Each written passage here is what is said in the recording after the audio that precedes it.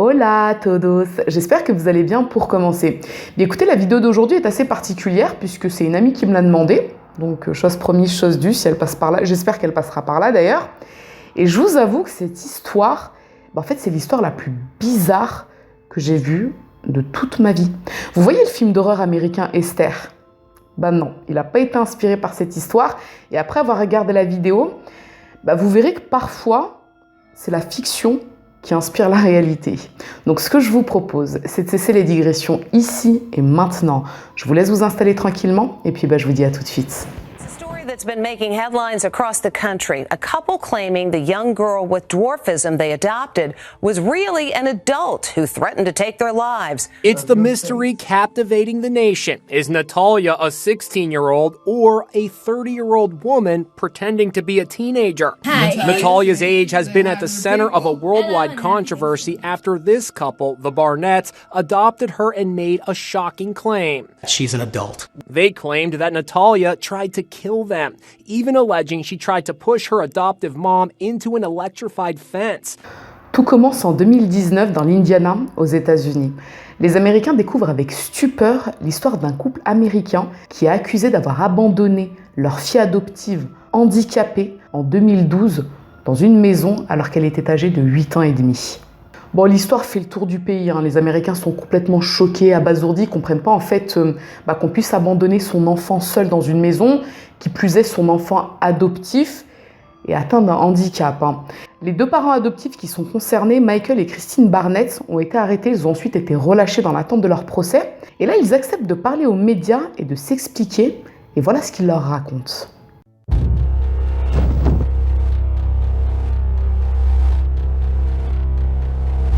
Michael Barnett est un homme de 34 ans qui est marié avec Christine Barnett, elle âgée de 36 ans, et ensemble ils ont 3 enfants.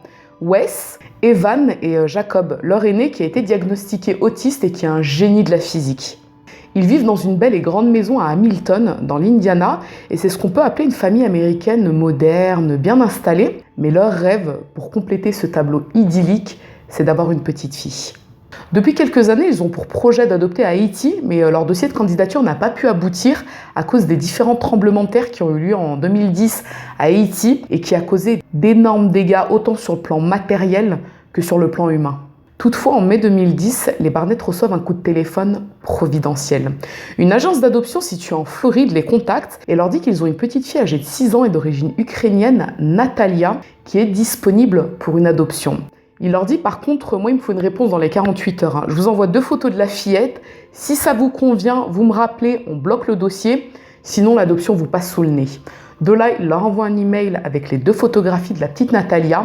Et pour les Barnett, il est hors de question de passer à côté de cette chance. Bon, l'agence leur a quand même spécifié que Natalia souffre d'un handicap. Elle est atteinte de nanisme diastrophique. C'est une forme de nanisme qui se caractérise par une malformation des articulations en plus de la petite taille, ce qui signifie qu'elle doit subir d'importantes opérations. Michael et Christine Barnett en discutent entre eux, ils pèsent le pour, le contre, finalement ils recontactent l'agence et ils acceptent l'adoption. Ils partent récupérer Natalia, la ramènent dans l'Indiana, elle devient donc officiellement Natalia Barnett.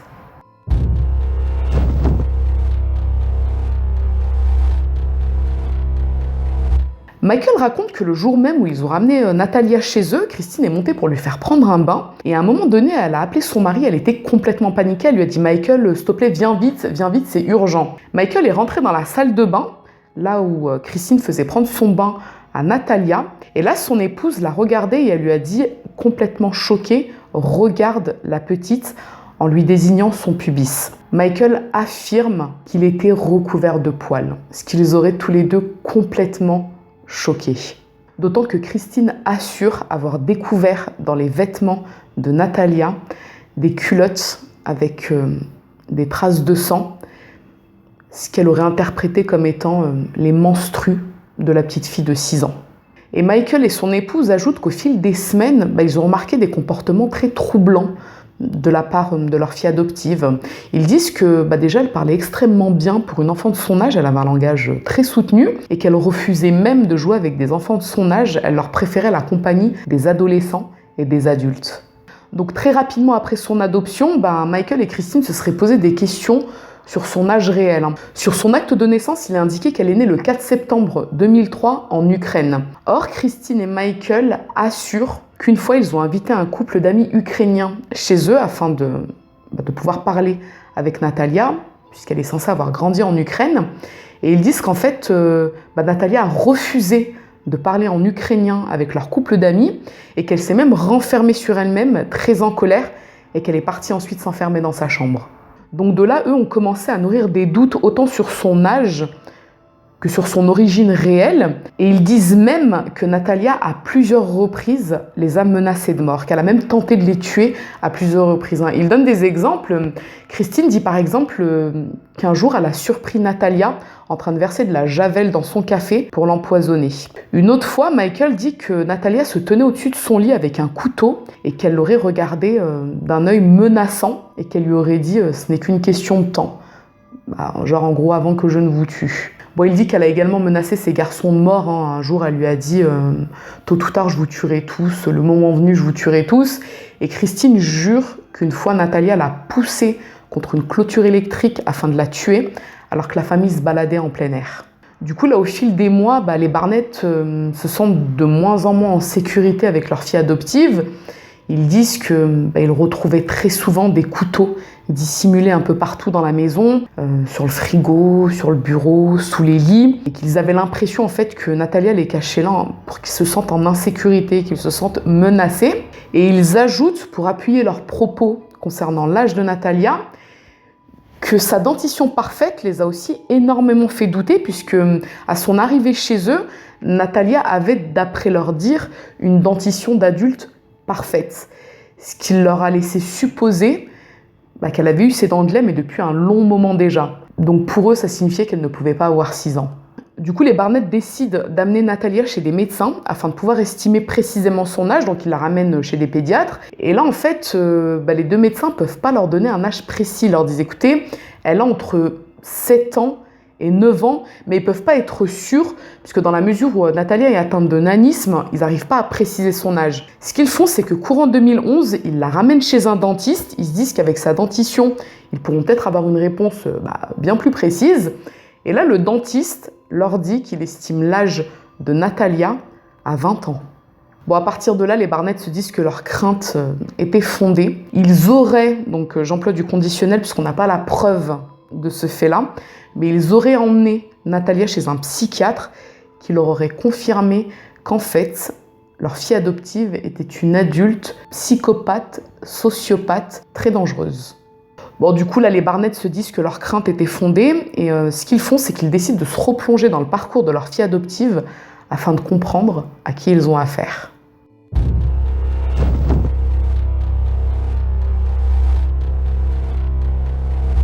D'après ses papiers d'adoption, Natalia a été déposée à l'assistance publique ukrainienne par sa mère Anna Gava le 5 septembre 2003, soit le lendemain de son accouchement. En 2008, Gary et Diane Chicon adoptent Natalia par le biais d'un programme d'adoption américain. Donc en fait, c'est un programme qui cible des orphelinats dans certains pays où le niveau de vie est assez bas. Et ensuite, les dossiers d'adoption sont proposés à des couples américains qui ont plus de moyens. Et eux, donc, l'adoptent via ce programme d'adoption. Natalia, qui a alors 5 ans, quitte son pays natal et s'installe dans le New Hampshire avec ses parents adoptifs. Et pour elle, c'est une chance inespérée, celle de pouvoir bénéficier de toutes les opérations de chirurgie dont elle a besoin. Mais quelques mois après son adoption, Gary et Diane Chicon se désistent et abandonnent Natalia à l'assistance publique américaine. À partir de là, elle transite dans plusieurs dizaines de familles d'accueil américaines. En 2009, elle est accueillie les week-ends chez la famille DePaul. En fait, c'est un système un peu particulier, à savoir que la famille DePaul est ouverte pour être famille d'accueil, mais également famille d'adoption. Et Natalia va leur être envoyée tous les week-ends pendant un certain temps, afin de voir si elle s'acclimate à son environnement. La particularité de la famille DePaul, c'est qu'eux-mêmes sont atteints de nanisme. Ils ont une fille du même âge que Natalia, qui est également atteinte de nanisme. Du coup, ils sont familiers en fait avec son handicap, ils ne sont pas découragés par toutes les opérations et la rééducation qu'elle devra avoir à l'avenir et ils déposent une demande légale d'adoption. Mais leur dossier est rejeté au profit des Barnett qui l'adoptent en mai 2010. Devant le parcours de leur fille adoptive, Michael et Christine Barnett se disent ouais, il y a quelque chose qui cloche. Elle a transité dans pas mal de familles, plusieurs dizaines de familles. Aucune des familles quasiment chez qui elle a transité n'a souhaité l'adopter. C'est qu'il y a quelque chose qui cloche. C'est pourquoi le climat à la maison devient de plus en plus pesant. Ils soupçonnent Natalia de vouloir les assassiner eux et leurs 3 fils durant leur sommeil. Ils sont plus très à l'aise, ils se sentent menacés. Et comme ils sont convaincus que Natalia leur a menti sur son âge, ils déposent en juin 2012 une motion afin que l'acte de naissance de leur fille adoptive soit modifié. L'année 2003 est changée par l'année 1989. Donc à partir de là, officiellement, Natalia n'a plus 8 ans, mais 22 ans.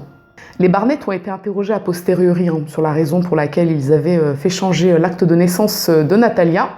Et Michael a expliqué qu'en fait, s'il avait fait ça, c'était par altruisme. Il a dit en gros, moi, si j'ai fait changer l'acte de naissance, c'était pour qu'elle puisse être internée dans un hôpital psychiatrique au besoin, si elle devenait menaçante pour quelqu'un, mais surtout pour éviter que d'autres familles américaines se fassent arnaquer en adoptant ce qu'ils penseraient être une enfant. Donc à partir de juin 2012, donc le moment où ils ont changé officiellement sa date de naissance, ils prennent une décision qui mettra, selon eux, tout le monde d'accord et qui les rendra tous heureux, surtout eux. Ils louent un appartement à proximité de leur maison à Hamilton County et ils y installent Natalia. Ils lui ouvrent des droits à la sécurité sociale pour qu'elle puisse bénéficier de prestations du fait de son invalidité et ils lui rendent visite de temps à autre afin de s'assurer que tout va bien. Donc l'année qui s'écoule, Natalia vit toute seule dans cet appartement en face de chez ses parents adoptifs. Christine lui rend très régulièrement visite afin de s'assurer que tout va bien. Elle lui ramène également de quoi manger. Et lors d'une de ces visites, elle explique à Natalia que la famille a pris une grande décision. Ils ont décidé de déménager au Canada afin que leur fils Jacob, qui est donc autiste et qui est un génie de la physique, puisse suivre des cours à l'Institut Périmètre de physique théorique de l'Ontario. Christine explique à Natalia qu'elle et Michael lui ont trouvé un appartement pas très loin à Lafayette, qu'ils l'ont loué pour une durée d'1 année et qu'ils l'ont inscrite dans une école pour adultes qui se trouve à proximité de l'appartement. En juillet 2013, Christine, Michael et leurs 3 enfants déménagent au Canada. Mais avant de partir, ils insistent auprès de Natalia, si on te pose la question sur ton âge, tu réponds que tu as 22 ans. Et durant 1 mois, Natalia se rend effectivement à ses cours et rentre chez elle à Lafayette. Mais ce qu'il se passe, c'est qu'en septembre, la voisine de Natalia appelle l'une de ses amies, Cynthia Mans, et elle lui dit « Écoute, faut que tu passes de toute urgence dans mon immeuble pour rencontrer une jeune femme qui vit là, qui me dit qu'elle a 22 ans, mais elle paraît en avoir 15 de moins. » Cynthia se rend à Lafayette, donc là son amie lui dit « C'est à l'appartement ». Elle frappe, et là effectivement, elle tombe sur une personne qui lui ouvre. Cynthia lui dit alors comme ça « Toi, t'as 22 ans ?» Et là, Natalia lui répond oui. Et là, en fait, Cynthia, elle sent qu'il y a quelque chose qui est bizarre. Déjà dans la réponse qui n'était pas très convaincante de Natalia. Mais surtout, en fait, elle a l'impression que cette personne n'a pas 22 ans. Elle ne paraît pas avoir 22 ans. Donc elle lui dit, est-ce que tu peux me raconter un peu ton parcours? Pourquoi tu vis toute seule? Qu'est-ce que tu fais dans la vie? Etc. Du coup, Natalia lui raconte tout. Elle lui raconte son parcours, son adoption, son séjour chez les Barnett, les problèmes qu'elle a rencontrés avec ses parents adoptifs, le fait qu'ils lui ont demandé de dire qu'elle avait 22 ans et surtout le fait qu'ils l'ont abandonnée 1 mois plus tôt, seule, dans cet appartement. Cynthia, qui est assez troublée par cette histoire, rentre chez elle et là, elle en parle à son mari Anton, qui est pasteur. Elle lui dit, voilà, j'ai rencontré une personne qui me dit avoir 22 ans, mais en fait, j'ai l'impression qu'elle en a 8-9 à tout casser, elle vit toute seule. Je sais pas quoi faire exactement.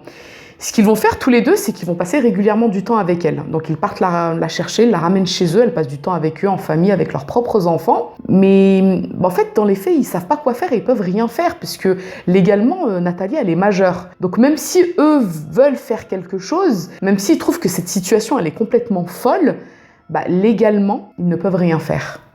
Mais en mai 2014, Natalia est expulsée de son appartement à Lafayette. Alors on ne sait pas précisément les raisons pour lesquelles elle a été expulsée, mais il faut savoir en fait que Christine et Michael avaient payé seulement pour 1 année de location l'appartement à Lafayette. Est-ce que du coup elle a été expulsée pour impayé?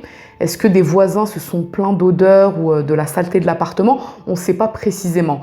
Toujours est-il qu'à son expulsion, Cynthia et Anton l'accueillent chez eux et lui disent « Écoute, maintenant t'es chez toi, tu restes ici, on est ta famille ». Et quelques mois plus tard, soit en septembre 2014, Natalia contacte les autorités afin de leur expliquer sa situation. Elle leur parle de ses parents adoptifs qui l'ont abandonnée 1 an plus tôt toute seule dans un appartement à Lafayette. Bon, les autorités américaines parviennent très rapidement à retrouver la trace des Barnett. Ils sont au Canada pour l'école de Jacob. Entre-temps, eux deux se sont séparés, mais on leur demande de rentrer le plus rapidement possible aux États-Unis afin de s'expliquer. Et là, quand ils arrivent et qu'ils sont interrogés par la police, ils leur disent « Écoutez, nous, on n'a rien fait de mal, en fait. On a laissé notre fille adoptive dans un appartement, mais elle n'avait pas 8-9 ans, elle avait 22 ans. » Et ils leur montrent les papiers. Et effectivement, dans les papiers, encore une fois, Nathalie a 22 ans. Elle n'est pas mineure. Mais pour les enquêteurs, en fait, cette histoire, elle est bizarre, elle est compliquée, parce que quand ils essaient de retracer le parcours de Natalia Barnett, tout laisse à penser que la fillette, en fait, elle n'est pas née en 1989, mais en 2003, comme ses papiers initiaux l'indiquent. Toutefois, pour les Barnett, eux démentent formellement avoir abandonné une mineure. Ils n'en démordent pas, ils disent « Écoutez, non, on n'a pas abandonné une mineure, on n'a pas abandonné une petite fille de 8 ans, on a laissé dans un appartement une adulte de 22 ans. » Et ce qu'on peut dire, c'est qu'à ce moment-là, les Barnett sont assez nerveux, puisque les charges retenues contre eux sont très lourdes, négligence et abandon de mineurs. Là, pour le coup, ils risquent de la prison ferme. Les mois qui suivent, l'enquête est toujours en cours. Quant à Natalia, elle vit toujours chez Cynthia et Anton Mons. Eux, de leur côté, en février 2016, en fait, ils font une demande auprès du tribunal pour obtenir la tutelle de Natalia. Et en même temps, ils entament des démarches pour faire corriger son acte de naissance initial qui avait été modifié par les Barnett. Ils voudraient remettre la date 2003 afin que ça puisse les faciliter dans leur démarche de demande d'adoption. Mais Michael Barnett s'oppose fermement à cette modification. Il se présente au tribunal avec un avocat pour que l'acte de naissance ne soit pas modifié. Alors pourquoi, vous allez me dire, pourquoi il ne veut pas que l'acte de naissance soit modifié ? Tout simplement pour éviter d'être condamné, puisque si l'acte de naissance est officiellement modifié, Natalia redevient une enfant, ce qui prouve donc qu'en 2013, lui et son ex-épouse avaient abandonné une enfant mineure dans un appartement toute seule.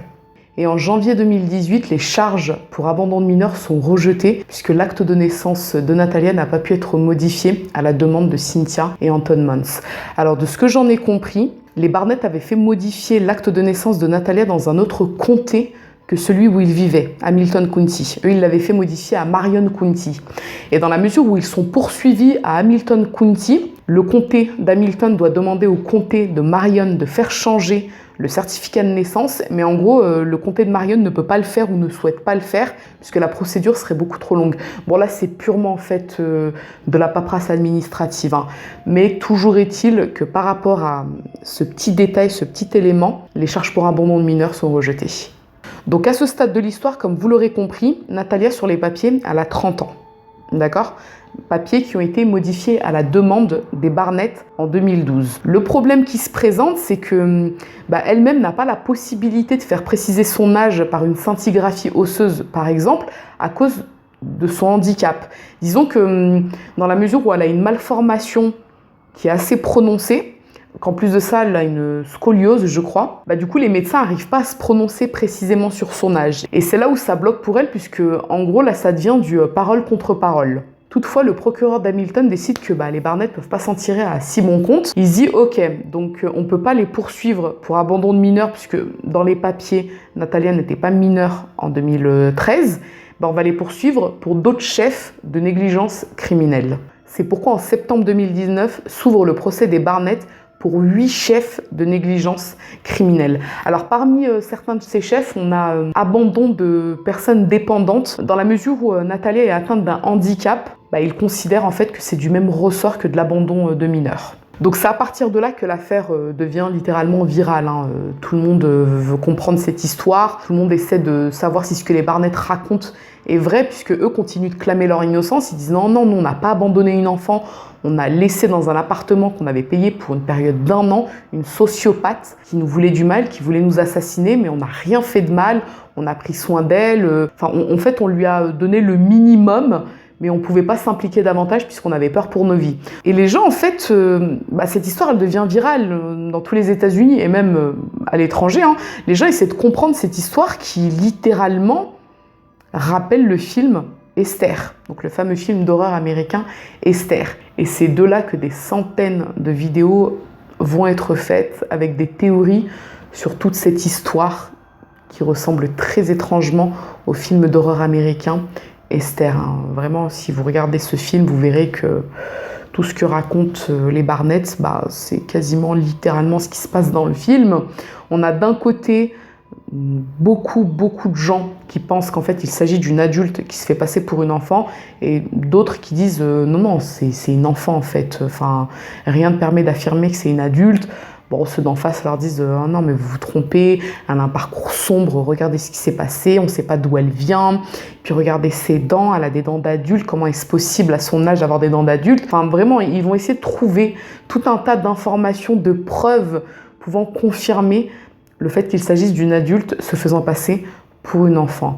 Mais toutes leurs théories et leurs affirmations sont chamboulées 1 mois plus tard par 2 événements.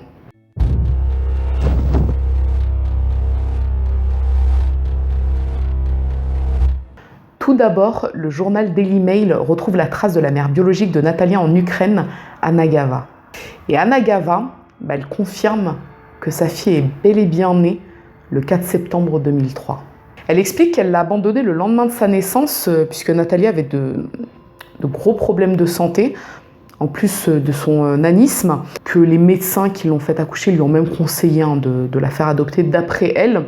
Et elle dit en fait qu'elle souhaitait qu'elle soit adoptée par une gentille famille américaine qui pourrait lui permettre de faire toutes ces opérations extrêmement coûteuses afin qu'elle puisse mener une vie normale.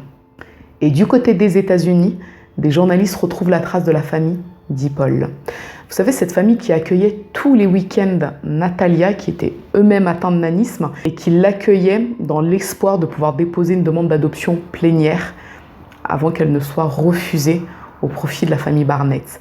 Donc eux sont interrogés par des journalistes, et là en fait ils vont expliquer que toute cette histoire est ridicule, que Natalia est restée un très long moment chez eux, donc les week-ends, qu'ils n'ont jamais eu de problème avec elle, et surtout, ils vont montrer des photos de Natalia quelques mois avant qu'elle ne soit adoptée par la famille Barnett. Et dans ces photos, on y découvre quoi? Une fillette de 5 ans avec une dent en moins.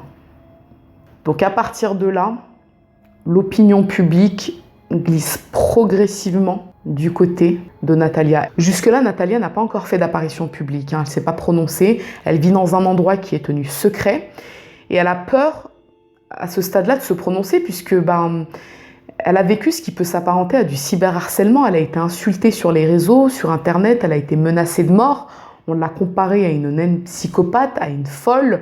Elle a vraiment en fait subi un procès public par rapport à une histoire racontée par les Barnett. Donc elle craint de s'exprimer en public et de raconter sa version des faits. Mais en novembre 2019, alors que le procès est en cours, elle accepte d'accorder une interview à Dr. Phil dans son talk show en présence de Anton et Cynthia Mons. Et durant l'émission, Dr. Phil revient sur tous les points soulevés par les Barnett et il demande des explications à Natalia. Natalia explique qu'au départ, quand elle a emménagé chez les Barnett, les premières semaines, tout se passait relativement bien. Christine était très gentille avec elle, elle prenait soin d'elle, mais elle dit qu'au fur et à mesure de ses opérations, l'attitude de sa mère adoptive a drastiquement changé à son égard, à savoir qu'elle était moins maternelle, moins présente pour elle, elle la sentait même exaspérée par sa présence. Et elle dit même qu'une fois, Christine l'a ramenée dans la chambre avec elle et elle l'a forcée à s'insérer un tampon à l'intérieur. Donc si on en croit les déclarations de la mère biologique de Natalia, Anna Gava, qui dit que sa fille est bien née en septembre 2003, ça signifie que quand elle a été adoptée, Natalia avait bel et bien 6 ans et que Christine lui a enfoncé un tampon alors qu'elle n'avait pas plus de 7 ans. De son côté, Cynthia Mons, donc la nouvelle mère adoptive de Natalia, confirme que Natalia vit avec eux depuis 2013, donc depuis 6 ans, un peu plus de 6 ans, et qu'elle n'a jamais constaté de menstrues chez sa fille adoptive, ce qui signifie qu'elle n'a jamais eu ses règles. Donc là, la question à se poser, c'est si Natalia ne ment pas et que Christine lui a bien enfoncé ça à l'intérieur d'elle, Est-ce que ça peut s'apparenter à une agression? Moi, mon opinion, si c'est bien la vérité, mon opinion c'est que oui. Nathalie explique aussi concernant donc la fameuse tasse de café de Christine avec de la javel qu'elle aurait versé dedans pour l'empoisonner. Elle dit ah non, c'est pas du tout ça qui s'est passé. Elle dit un jour en fait j'étais en train d'aider Christine à nettoyer la table puisque j'aimais participer pour lui montrer que j'étais pas en gros un poids pour elle. Et j'ai pris un spray nettoyant au citron pour nettoyer la table. J'ai poussé la tasse de café de Christine pour ne pas justement en mettre par inadvertance dedans. Et c'est là que Christine est rentrée dans la cuisine en furie et qu'elle m'a dit « Mais qu'est-ce que tu es en train de faire? T'essaies de m'empoisonner ?» Et de là, elle aurait pris une photo de sa tasse de café afin de la montrer à son mari, entre autres, pour lui dire « Regarde, Nathalie a essayé de m'empoisonner. » Concernant les couteaux qui étaient cachés un peu partout dans l'appartement, alors, ce qu'il faut savoir et ce qu'il faut préciser encore une fois, c'est que Nathalie ne peut pas se déplacer en fait comme n'importe quelle personne de son âge à ce moment-là, donc elle avait entre 6 et 8 ans, elle ne pouvait pas se déplacer comme un enfant de âgé entre 6 et 8 ans puisqu'elle avait une scoliose qu'elle a toujours, ainsi qu'une malformation. Et d'ailleurs, on le voit très bien dans les photos, qu'elle avait de grosses difficultés à se déplacer seule. Et elle le dit elle-même lors de l'émission, elle dit « Mais comment j'aurais pu aller cacher des couteaux sur le frigo, sur les bureaux, etc. alors que j'ai beaucoup de difficultés à me déplacer toute seule ?» C'est complètement improbable. Et elle ajoute qu'elle n'a jamais menacé les Barnett de leur faire du mal à eux ou à leurs enfants. Elle dit non, moi au contraire, je me sentais très bien chez eux au départ. Mais au fur et à mesure, Christine a commencé à avoir des comportements très malaisants avec moi. Genre, elle sentait qu'elle l'aimait pas, que sa mère adoptive, en fait, ne la voulait pas, qu'elle exaspérait sa mère adoptive. Et elle dit, moi, je leur ai jamais rien fait. Je comprends pas ce qu'il a pu se passer. Et ses nouveaux parents adoptifs officieusement, puisqu'ils ne peuvent pas l'adopter officiellement, Anton et Cynthia Mons, eux assurent qu'elle est avec eux depuis 6-7 ans et qu'ils n'ont jamais rencontré de problème avec elle, qu'elle s'est parfaitement intégrée à leur famille, qu'elle s'entend parfaitement avec leurs enfants, qu'elle considère comme ses frères et sœurs, et qu'eux-mêmes la considèrent comme leur fille, et qu'en retour, elle le leur rend bien. Alors, petite parenthèse, puisque c'est une information que j'ai pas pu trouver autre part que sur un seul site internet. En fait, j'ai lu qu'un test ADN a été fait sur Anna Gava pour être sûr qu'il s'agit bien de la mère de Natalia et qu'effectivement, le test a confirmé qu'il s'agit de sa mère, ce qui signifierait, si cette information est vraie, que Natalia n'a pas menti et qu'elle est bien née le 4 septembre 2003. Du côté des Barnett, il y a eu de nombreux reports de leur procès à cause du Covid et des différentes motions que les uns et les autres déposent. Et de ce que j'en ai lu, ils vont être jugés séparément. Alors je ne sais pas si le procès a finalement eu lieu. J'ai cherché sur Internet et tous les sites qui en parlaient, en fait je ne pouvais pas y accéder parce que je n'ai pas de VPN. Donc je ne sais pas si le procès a eu lieu, je ne pense pas. Sinon ça aurait été noté en gros sur l'article. Mais si vous savez, n'hésitez pas à le mettre en barre des commentaires s'ils ont finalement été jugés, afin qu'on puisse savoir du coup comment l'État américain s'est positionné par rapport à cette affaire. Quant à Natalia, elle a fêté en septembre dernier ses 18 ans avec sa famille d'adoption, chez laquelle elle vit depuis maintenant 8 ans. Mais d'après son acte de naissance modifié par les Barnett, elle a eu 32 ans.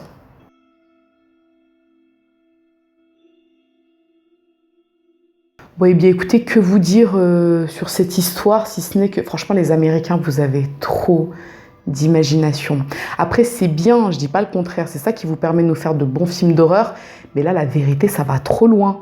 Ça va beaucoup trop loin. Bon, vous l'aurez compris, hein, moi, je pense et je suis même sûre que Nathalie était une enfant quand elle a été adoptée, que c'est pas une adulte psychopathe qui se fait passer pour une enfant. Enfin, entre les photos d'elle chez les DePaul lors de son adoption avec les Barnett et ensuite chez Dr Phil, ça prouve qu'elle a grandi, il y a une évolution physique qui est quand même assez évidente. Je comprends pas. Moi, vraiment, je ne comprends pas. Alors, la seule explication possible que j'ai trouvée, donc c'est ma théorie à moi, et puis vous pourrez me mettre la vôtre en barre des commentaires, c'est qu'à mon avis, quand Natalia elle a intégré la famille Barnett, au début les Barnett ils ne s'attendaient pas à ce que ce serait aussi pesant, autant sur le plan moral que sur le plan financier, d'adopter Natalia. Je pense que quand ils ont vu le coût de toutes ces opérations, quand ils ont vu que du coup ça pouvait avoir un impact également auprès de leur fils, Je pense que surtout par rapport à Christine, parce que c'est d'elle que tout part, hein. C'est Christine qui au départ a noté des comportements étranges et ensuite Michael a suivi son épouse. Moi je pense en fait que Christine, au fur et à mesure, elle a été exaspérée par la présence de sa fille adoptive et je suis même persuadée qu'à un moment donné, elle a dû regarder le film Esther qui est inspiré d'une histoire vraie et elle a dû en fait... se faire des films toute seule, elle a dû se dire c'est exactement ça que je vis.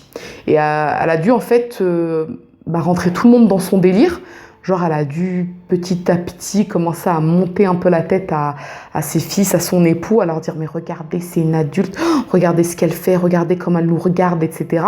Après oui, peut-être que Nathalie avait un caractère bien trempé, c'est quand même une enfant qui est passée de famille d'accueil en famille d'accueil, qui a été déracinée, qui est arrivée dans un endroit, elle n'est pas désirée par sa première famille d'adoption, il la rejette. Donc je pense qu'à mon avis, elle avait des traumatismes en elle se sentait pas bien, elle se sentait rejetée, elle avait, vous savez, comment on appelle ça, la peur de l'abandon. Et quand elle est arrivée chez les Barnett, peut-être même qu'inconsciemment, elle a voulu tester l'affection et l'attachement de ses parents adoptifs en adoptant avec eux des comportements peut-être parfois agressifs, provoquants. Et pour voir s'il tenait vraiment à elle, s'il l'aimait vraiment. Je lui souhaite qu'aujourd'hui, elle soit heureuse dans sa nouvelle famille. Ça fait quand même 8 ans qu'elle est chez eux. Bon, j'ai vu sur son Instagram qu'elle est très heureuse, que ses parents adoptifs ont l'air de l'aimer et qu'elle a l'air de se plaire avec ses parents adoptifs officieusement puisqu'ils ne peuvent pas l'adopter légalement, ainsi que ses frères et sœurs. Enfin, moi, ce que je vous propose, c'est de me mettre en barre des commentaires, vous, ce que vous en pensez, si vous connaissiez cette histoire, ce que vous pensiez à la base quand vous avez connu cette histoire. Et je tenais à m'excuser si parfois en fin de vidéo, je vous parais un peu fatiguée, mais le truc, c'est que je peux tourner mes vidéos qu'à partir de 2-3 heures du matin pour être sûre d'être dans le calme, parce que, en fait, mes voisins sont beaucoup trop bruyants. Quand je vous dis bruyant, c'est pas du bruit classique. C'est du bruit en fait où vous avez l'impression qu'ils sont en train de péter les murs avec des marteaux. Donc je peux pas faire en journée ou en soirée, même en fin de soirée, même minuit. Hein. C'est extrêmement bruyant chez moi, mais vraiment très bruyant. En plus les murs sont très fins, donc on entend tout. Donc la seule possibilité pour moi de pouvoir tourner une vidéo dans le calme, c'est de le faire à 2-3 heures du matin. Et forcément, à 2-3 heures du matin en fin de vidéo, je suis un peu fanée, je vous le cache pas. Donc voilà pour la petite explication. Du reste, ce que je vous propose, c'est que si cette affaire vous a intéressé à défaut de vous avoir plu, n'hésitez pas à me mettre un petit j'aime sous la vidéo, mais surtout, n'hésitez pas à vous abonner, c'est encore mieux. Je vous dis à très bientôt.